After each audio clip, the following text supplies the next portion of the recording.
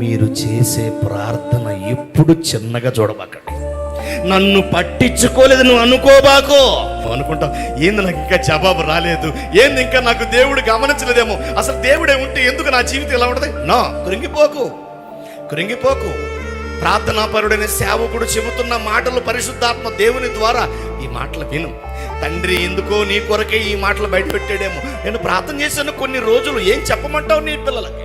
నీ పిల్లల కష్టాల్లో, నష్టాల్లో, వ్యాధుల్లో, బాధల్లో ఉన్నారు. కొందరు యథార్థంగా దేవుని కోసం బతుకుతూ కూడా ఇప్పటికీ కన్నీళ్లు దిగమింగుతున్నారు. ప్రతిరోజు వారు తినే అన్నంలో కన్నీళ్ళే. వాళ్ళ కన్నీరు మున్నీరు అయిపోతుంది, అస్తవ్యస్తమైపోతున్నారు. వారి విశ్వాసం సన్నగిల్లిపోతేమో, వారు బలహీనలైపోతారేమో అని డాడీని అడిగినప్పుడు డాడీ చెప్పాడు, పిచ్చాడు నీకేం తెలుసురా ఎల్పియాకు, నేను చెప్పరా. వాళ్ళ ప్రార్థనల కొరకు నేను బంగారు దూతలను పంపించి ఆ దూతల చేతిలో ఏముంచాను తెలుసా?